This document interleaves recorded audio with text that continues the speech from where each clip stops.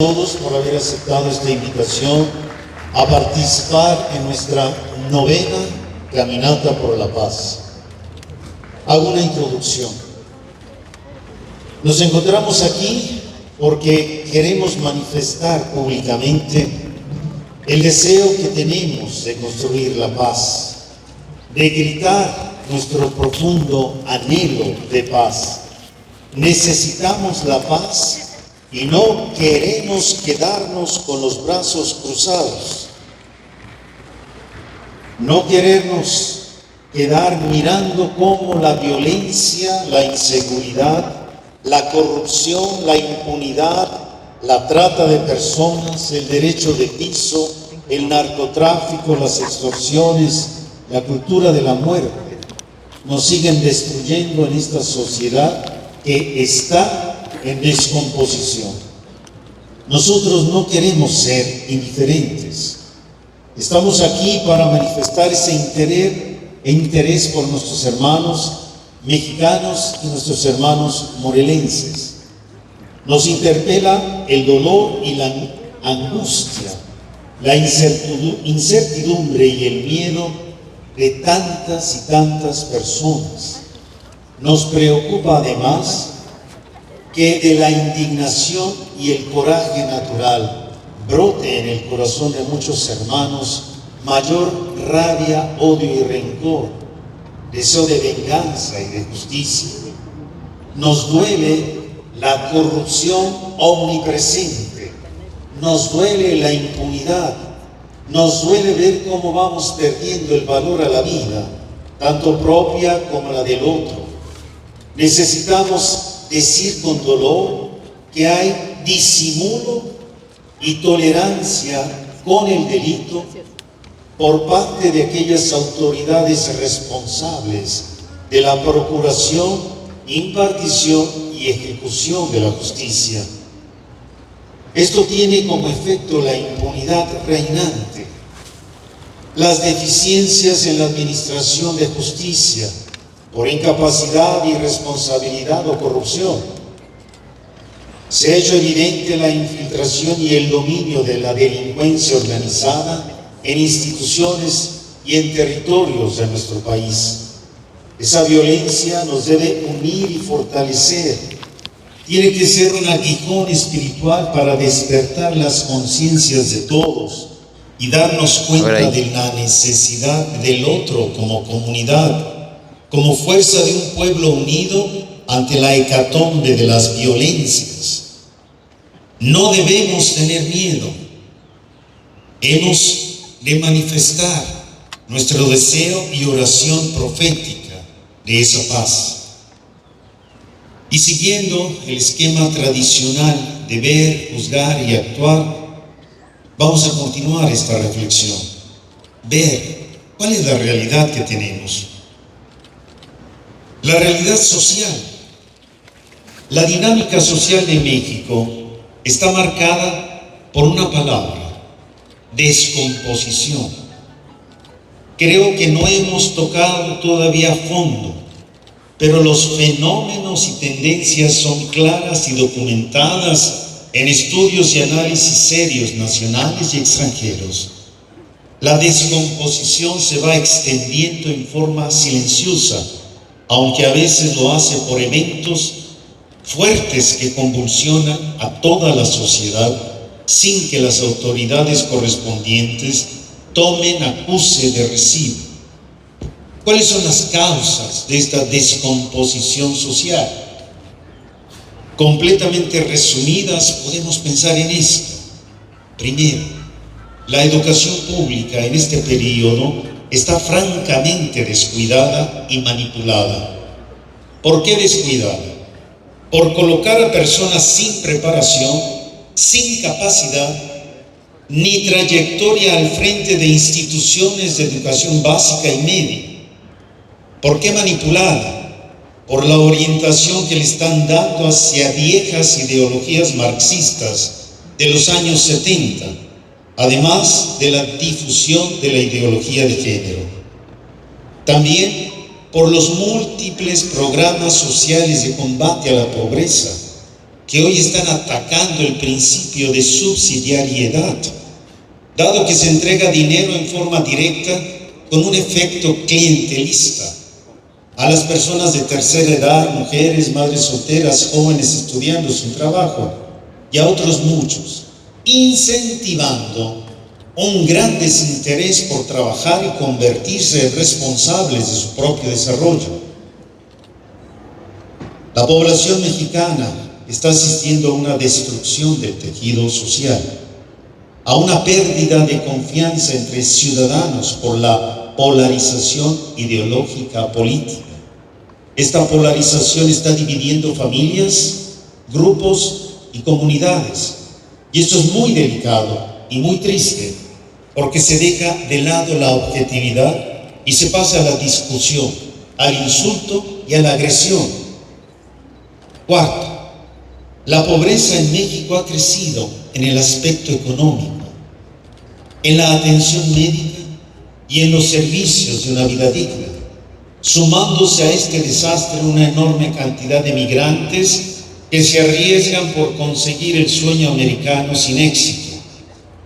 Esto está causando serios problemas de integración en las ciudades fronterizas, mayor delincuencia, violencia, eventos de control policíaco en detrimento de los migrantes y a favor de las políticas restrictivas de los Estados Unidos. De hecho, nos hemos convertido en un tercer país de seguridad en favor de Estados Unidos. Quinto, y lo que hoy nos toca el corazón de una manera particular, la violencia común y la violencia que crea el crimen organizado. Los rostros de esta violencia son muchos: asesinatos, secuestros, feminicidios, violaciones, extorsiones, cobro de derecho de piso, desaparecidos, más de 120,000, masacres, trata de personas, explotación infantil, laboral y sexual, fosas clandestinas. Los números son atroces y hemos roto récords. Podemos decir que México está salpicando sangre por todas partes. La impunidad es altísima y crece la desconfianza hacia las instituciones que imparten justicia. Las autoridades encargadas de la seguridad parecen ausentes o rebasadas. Y los datos no mienten. Y aunque se quieran ignorar, la realidad nos estalla día a día ante nuestros ojos, exigiendo ser corregido el rumbo de las cosas. Lejos de aminorarse la violencia, se está extendiendo en cantidad y se está extendiendo en crueldad, como un verdadero flagelo social que es a todas luces absurdo, inútil e injusto. Y esta realidad nos interpela. Es necesario ser realistas y admitir con dolor y vergüenza que en el estado de Morelos y en nuestro país se sigue salpicando esa sangre. La estrategia de abrazos no balazos no está dando buenos resultados. La realidad lo pone en evidencia.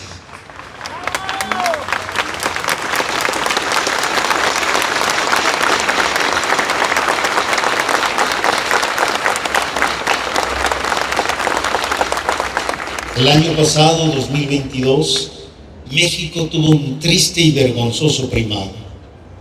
De las 10 ciudades más violentas del mundo, ¿saben cuántas eran mexicanas? 9. De las 10 ciudades más violentas del mundo, 9 mexicanas. Y Cuernavaca entre las primeras 50 ciudades más peligrosas. En lo que va de este sexenio, comparado con otros, el robo ha aumentado al transeúnte un 6.5%. El homicidio doloso ha aumentado el 52%. La extorsión, un 34%. El robo a negocios, 16%. Robo con violencia, 7%. Y un enorme problema que está creciendo: la trata de personas. En los últimos 7 años ha aumentado 92%. Y en corrupción, México sigue siendo el país peor evaluado entre los países que integran la OCDE y es el segundo evaluado en el G20. Solo Rusia nos gana. El promedio de impunidad es de 60 puntos. El consumo de drogas se incrementó en los últimos 7 años en un 218%. Y en cuanto a la delincuencia organizada, México tiene 2 grandes cárteles nacionales, 8 grandes cárteles, 500, oyeron bien, 500 bandas criminales o mafias, algunos de los cuales mantienen controlada una buena parte de nuestro territorio. Por decir algo, Michoacán, todos los distribuidores de productos, y yo soy testigo, en cierta ciudad de Michoacán, al salir por la carretera de una ciudad, deben ir a pagar la cuota correspondiente ya designada que tienen las unidades si no quieren ser atacados. Allí mismo, la producción de limón y aguacate la determina la mafia, el crimen organizado, y le dicen a los campesinos de qué hora a qué hora y qué días pueden ir a trabajar para mantener alto el precio y ganar más dinero. Se crean nuevos modelos de delincuencia organizada con armas más sofisticadas, con asaltos carreteros, y nuestra autopista y nuestra carretera a la Ciudad de México es testigo. Y todo esto también causa desplazamientos de poblaciones. Se pone en evidencia que en el Estado mexicano hay carencias operativas, funcionales y de eficiencia necesarias para desalentar e inhibir la constante expansión territorial y funcional de las poderosas organizaciones del crimen organizado, las cuales ya están preparándose para influir en algunos partidos para las elecciones del 2024. Ya desde ahora están obligando a unas poblaciones, si quieren vivir en paz, para que voten por los partidos con los que están haciendo acuerdos. Para no agobiarnos con tantos datos tristes, sí quiero volver a mencionar que los colectivos que buscan a personas desaparecidas, que están aquí enfrente con las fotos de sus familiares,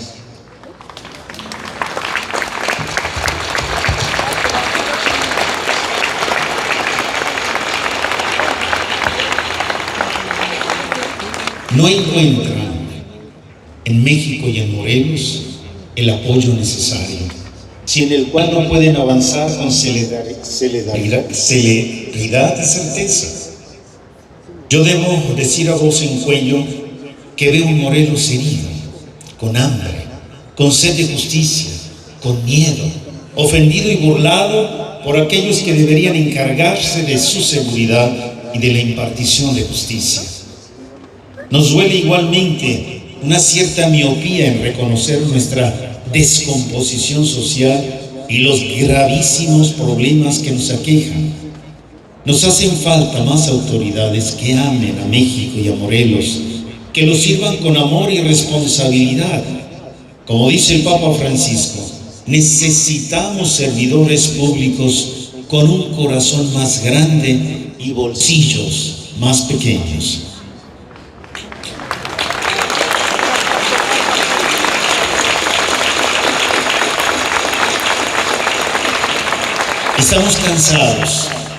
Estamos cansados de corrupción, desinterés y de forjadores de castillos en el aire que sirven solo a sus propios intereses. El pueblo está desilusionado, ¿o no? No. Ya no es suficiente manipular comprando conciencias y medios de comunicación que informan a modo. Por fortuna, las redes sociales cumplen una función para descubrir y transmitir la verdad. Ponen en evidencia podredumbres nauseabundas de corrupción e impunidad. Uno de los mayores cansancios de nuestro pueblo morelense es el de ser víctima del derecho de piso. de tener que trabajar para dar el fruto de su esfuerzo a los delincuentes. Basta, señora, basta. No debería ser posible que campesinos y ganaderos paguen al crimen organizado por cada vaca que tienen, por cada cosecha que logran. No puede ser posible la convivencia entre servidores públicos y crimen organizado.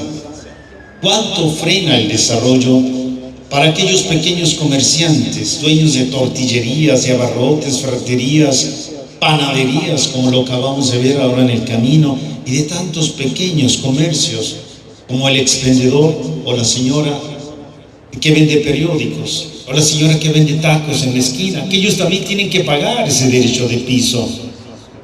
Con el sudor de su frente, con su desgaste laboral, se ven obligados a dar gran parte de sus frutos económicos a personas sin escrúpulos que los amenazan. ¿Y cuántos han preferido cerrar sus negocios para no ser víctimas de ellos? Por todas estas razones nos duele Morelos y pedimos a Dios que nos dé su paz y nosotros sepamos construirla. Que el Señor nos conceda autoridades que amen a su pueblo y la sepan servir. Qué diferente sería México, qué diferente sería Morelos sin corrupción, qué diferente sería México viviendo en la legalidad y sin impunidad. Y a pesar de todo esto, debo decirles como pastor que hay que mantener la esperanza, una esperanza activa. Morelos no es sinónimo, no debe ser sinónimo de violencia. Cuernavaca no debe ser eso. Nuestras colonias y comunidades no son eso. Y lo afirmo porque en Cuernavaca y en nuestras calles somos más los que amamos la paz y la vida. ¿Cierto?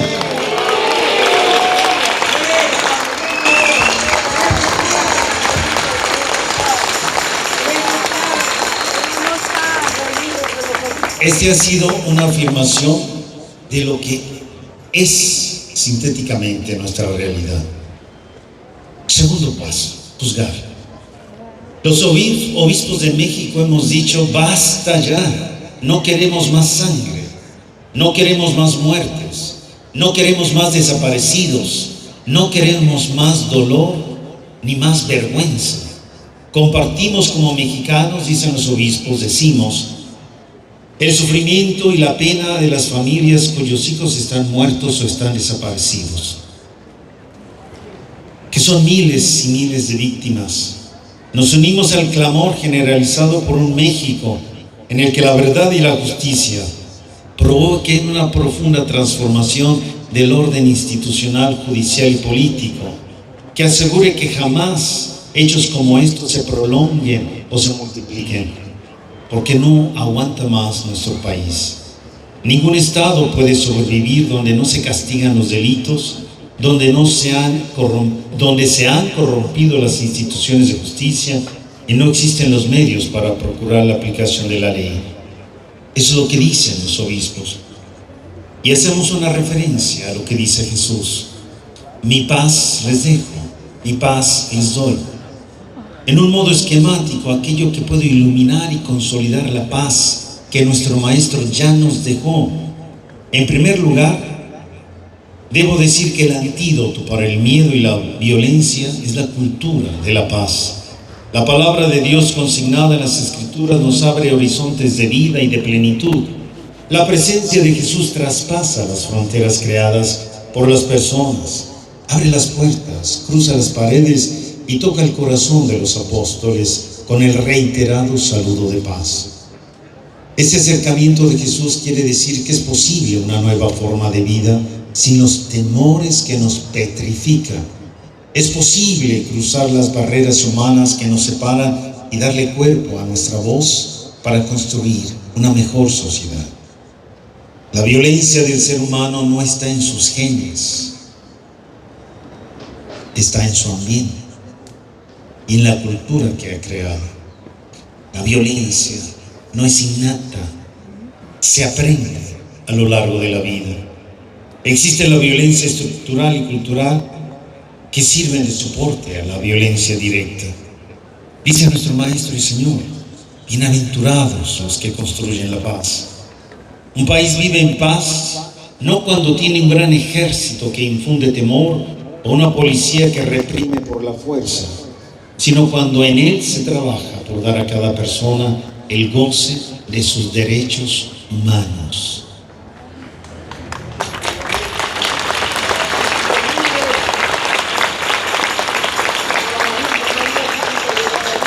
Constructores de la paz son aquellos que buscan leyes y las crean y son justas.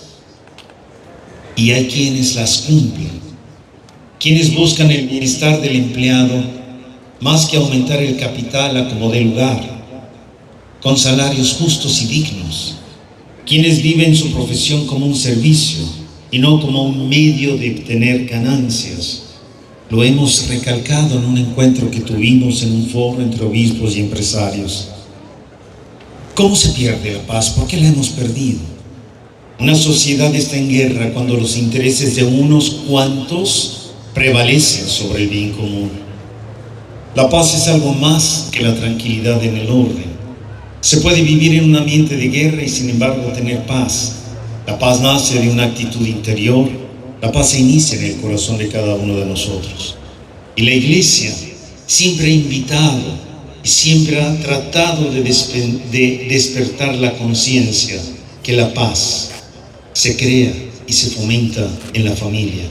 Muchos pronunciamientos e iniciativas. Familia, atentos, padres, abuelos. La familia natural, en cuanto a comunión íntima de vida y de amor fundada en el matrimonio entre hombre y mujer, es el lugar primario de la humanización de la persona y de la sociedad. Es la cuna de la vida y del amor. Con razón, pues, se ha calificado a la familia como la primera sociedad natural, una institución divina, fundamento de la vida y de las personas y el prototipo de toda organización social. Por eso la familia es la primera e insustituible educadora de la paz.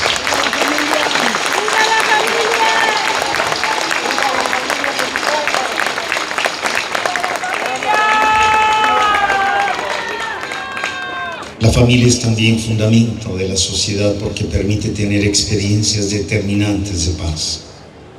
Por consiguiente, la comunidad humana no puede prescindir del servicio que presta la familia. Hay una enseñanza de San Juan Pablo II, que en paz descanse, sobre la paz y la verdad, que hoy es oportuno recordar. Estamos en el juzgar y él es parte de ese magisterio. Si es cierto, y nadie lo pone en duda, que la verdad sirve a causa de la paz, es también indiscutible, ojo lo que voy a decir, es también indiscutible que la no verdad camina a la par con la causa de la violencia y la guerra. ¿Qué se entiende por no verdad? Entendemos todas las formas y niveles de ausencia, de rechazo, de menosprecio de la verdad. Mentira propiamente dicha, información parcial y deformada, propaganda sectaria, manipulación de los medios de comunicación. Y la violencia se impregna de mentira y tiene necesidad de la mentira. Lo repito, la violencia se impregna de mentira y tiene necesidad de la mentira, procurando asegurarse una respetabilidad en la opinión pública a través de justificaciones totalmente extrañas a su propia naturaleza y por lo demás frecuentemente contradictorias entre ellas. ¿Qué decir de la práctica consistente en imponer a quienes no comparten las mismas posiciones? Mejor dicho, combatirlos o reducirlos al silencio y se etiquetan como enemigos. Se les atribuyen intenciones hostiles y se les estigmatiza como agresores a través de una propaganda hábil y continua. Otra forma de no verdad se manifiesta en la repulsa a reconocer y respetar los derechos legítimos e inalienables de los que rehúsan aceptar una ideología particular o apelan a la libertad de pensamiento. La paz tiene necesidad de sinceridad y verdad. En medio de una gran confusión de espíritus, construir la paz con las obras de la paz es difícil y exige restauración de la verdad. Y restaurar la verdad es ante todo llamar por su nombre a los actos de violencia bajo cualquier forma. Hay que llamar al homicidio por su nombre. El homicidio es un homicidio y las motivaciones políticas o ideológicas, lejos de cambiar su naturaleza, pierden, por el contrario, su propia dignidad. Hay que llamar por su nombre a las matanzas de hombres y mujeres. Hay que llamar por su nombre a la tortura y con los términos apropiados y a todas formas de opresión y explotación del hombre por el hombre, del hombre por el Estado y de un pueblo por otro pueblo. Hay que hacerlo no para quietar la conciencia con ruidosas denuncias que amalgaman todo. No se llama entonces a las cosas por su nombre, ni para estigmatizar y condenar a las personas y a los pueblos, sino para ayudar al cambio de actitudes y mentalidades y encontrar la paz. Tercera parte, actuar. Hemos visto el ver, hemos visto algo del juzgar y del actuar. En este momento creo que es un kairos lo que estamos viviendo. Esta caminata no es el fin del camino. Es un signo de futuro en proceso que debemos construir entre todos sin excepción.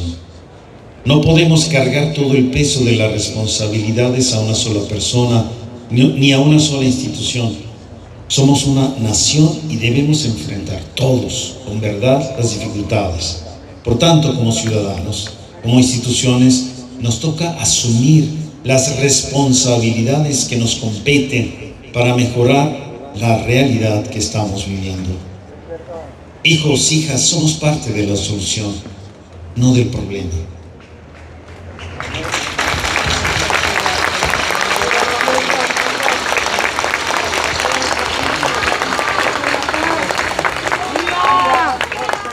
Definirse por la paz es indispensable para comenzar a generar esperanza. Y de esta esperanza nacerán encuentros, diálogos, planes, estrategias, tácticas y acciones a varios niveles que impidan la acción libre de los malos y que limiten su poder. De ahí la importancia de lo que el grupo Núcleo por la Paz, conformado por la CIRNA, la Confederación de Superiores y Superioras, la provincia de los jesuitas y la Conferencia Episcopal, hemos realizado este proyecto que nació hace un año, los conversatorios y los foros por la paz, cuyas conclusiones y aportaciones nos llevarán al Congreso Nacional por la Paz que se realizará en septiembre en Puebla. De allí habrán de salir propuestas concretas para la Iglesia y para el gobierno, después de este largo recorrido de consultas y diálogos. Si queremos responder al mal con la fuerza del bien, tenemos que educarnos para la paz. Y eso significa sacar desde dentro, desde lo más íntimo de nuestra mente y de nuestro corazón, pensamientos y sentimientos de paz. Les propongo también, en este actuar, pasos muy concretos que nos da la doctrina social de la Iglesia, desconocida desgraciadamente por la mayoría de los católicos.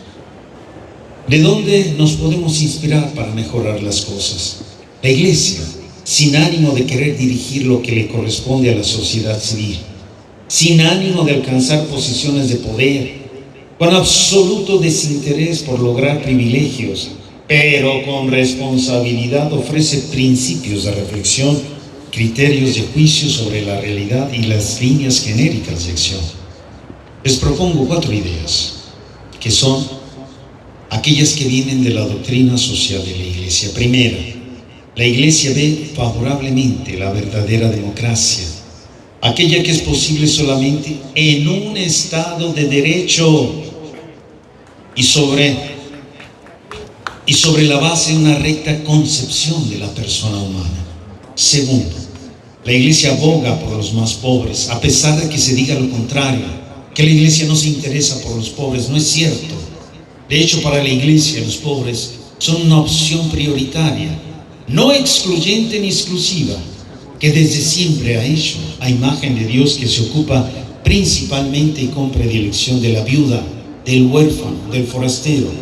Pero lo que se haga por los pobres hay que hacerlo en forma responsable, inteligente y sobre todo respetando su dignidad. Lo repito, lo que se haga por los pobres tiene que ser responsable, inteligente y respetando su dignidad. Nunca usando a los pobres para otros fines y sobre todo haciéndolos responsables de su propio desarrollo, de su propio destino, en forma solidaria y subsidiaria. A los pobres no se les debe convertir en menores de edad, codependientes de nadie, pero tampoco se les debe abandonar a su suerte. Lo peor que se le puede hacer a una persona pobre o empobrecida es hacerla dependiente. Esa dependencia es vil y envilece el sistema social, y las políticas sociales que lo fomentan son también viles e irrespetuosas. Tercero,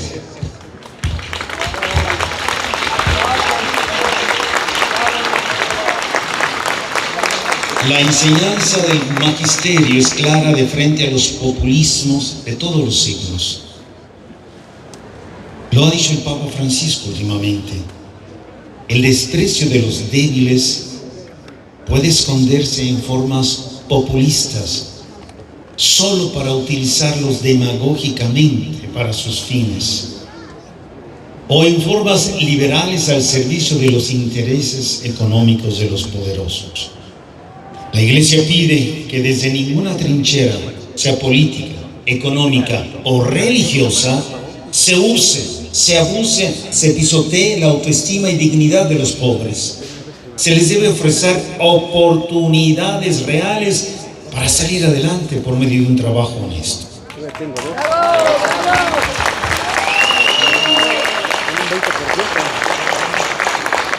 Cuarto, se invita a la sociedad civil a ser como la hermana menor que lleve de una mano al Estado gobierno y en la otra mano al poder económico, es decir, a la iniciativa privada y al mercado, conduciéndolas a los dos, gobierno y economía, hacia un verdadero bien común.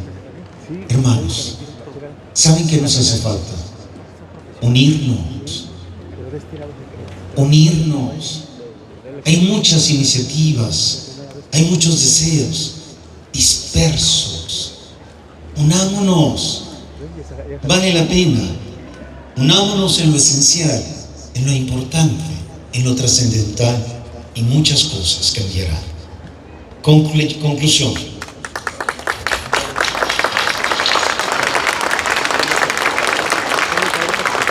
En esta novena caminata por la paz que ha convocado la diócesis de Cuernavaca, pudimos habernos cansado un poco, pudimos habernos asoleado, pero nos hemos llenado de esperanza en el corazón. Jesús es el camino, la verdad y la vida.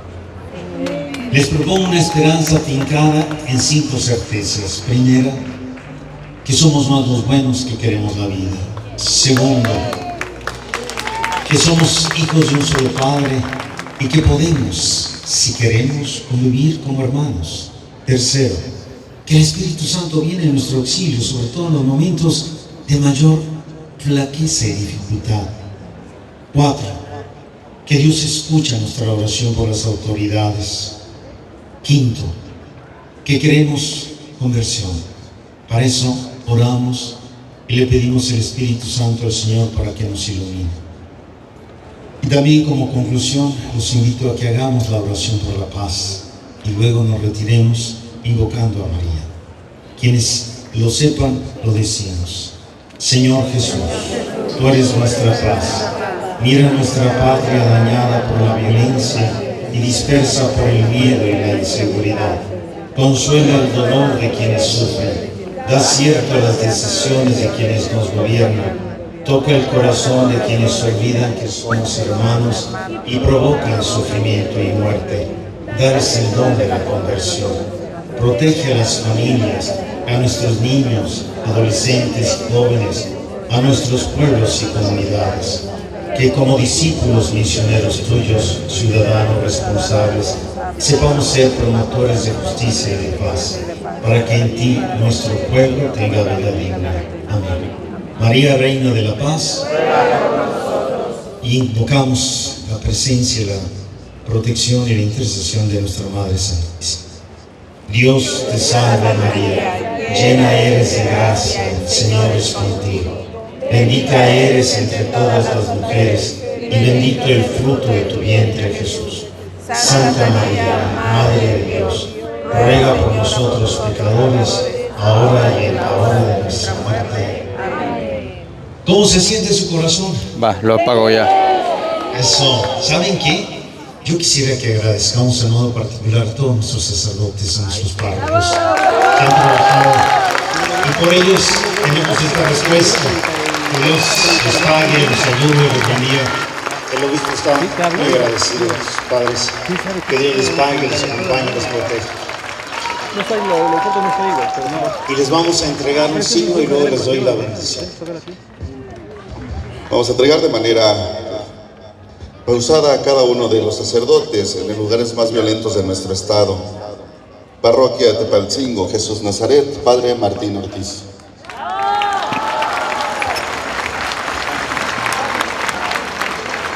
Parroquia de la Asunción de María, Santa María, Padre Fernando Muriel.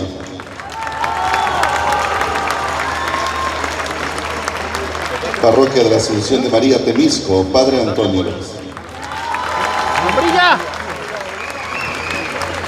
Parroquia de la Epifanía del Señor, Padre Gabriel Padilla.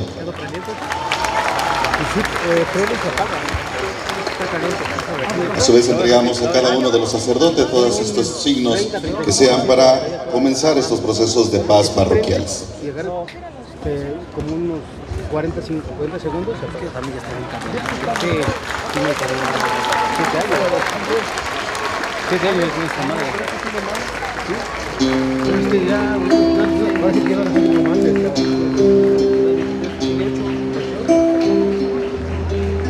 Es que esta ya. Mi paz te doy a ti. Es la paz que el mundo no da. Se me calentó, güey. Ya prendió, güey. Se me apagó, güey. Es la paz